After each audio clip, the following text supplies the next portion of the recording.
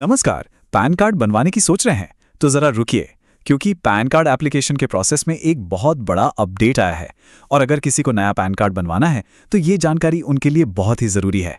तो क्या एक नया पैन कार्ड बनवाने का प्लान है? अगर जवाब हाँ है तो ये जानना बेहद ज़रूरी है कि अब तक जो प्रोसेस हम जानते थे वो अब बदलने जा रहा है। जी हाँ, आपने सही सुना। पैन कार्ड बनवाने की जो प्रक्रिया है वो अब पहले से थोड़ी, कह सकते हैं, और ज़्यादा मुश्किल होने वाली है। एक नया नियम आ रहा है जो एप्लीकेशन के पूरे तरीके को ही बदल देगा। तो चलिए इसे थोड़ा और डिटेल में समझते हैं। पैन कार्ड के नियमों में एक बहुत बड़ा बदलाव होने वाला है और इसकी एक डेडलाइन भी है जो बहुत करीब आ रही है। हाँ, तो तारीख है 1 अप्रैल। इसे ज़रूर याद रखिएगा।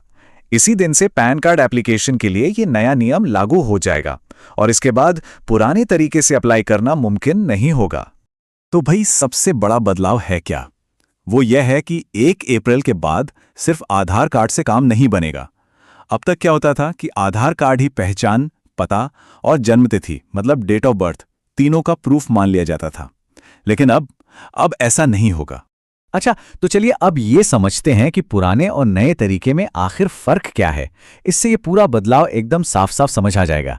देखिए, 1 अप्रैल से पहले क्या होता था कि सिर्फ आधार कार्ड ही काफी था।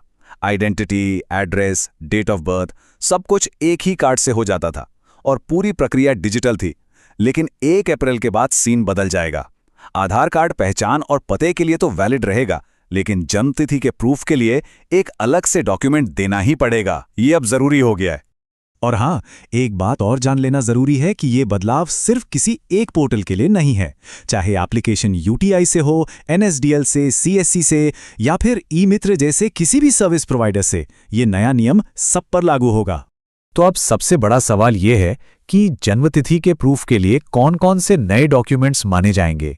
चलिए देखते हैं कि लिस्ट में क्या क्या ऑप्शन है।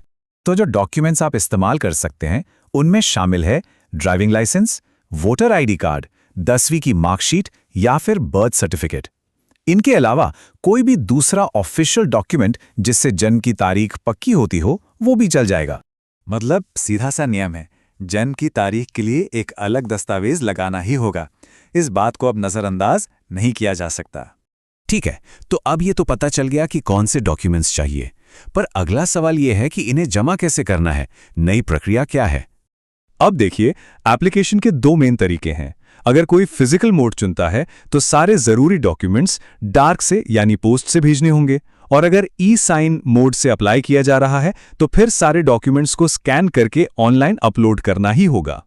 इसका सीधा सा मतलब ये है कि वो जमाना अब गया जब बिना कोई डॉक्यूमेंट अपलोड किए या भेजे पैन कार्ड बन जाता था। जो पहले एक सुविधा थी कि कुछ भी स्कैन करने की जरूरत नहीं, वो अब खत्म हो गई है। तो चलिए फटाफट से देख लेते हैं कि आखिर हमें ध्यान क्या रखना है। इस पूरी जानकारी की जो सबसे जरूरी बातें हैं उन पर एक नजर डालते हैं। अप्लाई करने से पहले ये चेकलिस्ट बहुत काम आएगी। पहली बात, ये मान लीजिए कि 1 अप्रैल से सिर्फ आधार काफ़ी नहीं है। दूसरी बात, अपने डेट ऑफ बर्थ के लिए एक वैलिड प्रूफ तैयार रखें। और तीसरी बात, ये तय कर लें कि डॉक्यूमेंट्स पोस्ट से भेजने हैं या स्कैन करके ऑनलाइन अपलोड करने हैं। देखिए, अगर इन नए नियमों के लिए तैयारी पहले से होगी तो फायदा साफ है। इससे पैन कार्ड एप्लीकेशन में बेवजह की देरी नहीं होगी और फॉर्म रिजेक्ट होने का खतरा भी नहीं रहेगा। तो आखिर में बस एक सवाल, क्या एप्लीकेशन के लिए जन्मतिथि का प्रूफ तैयार है?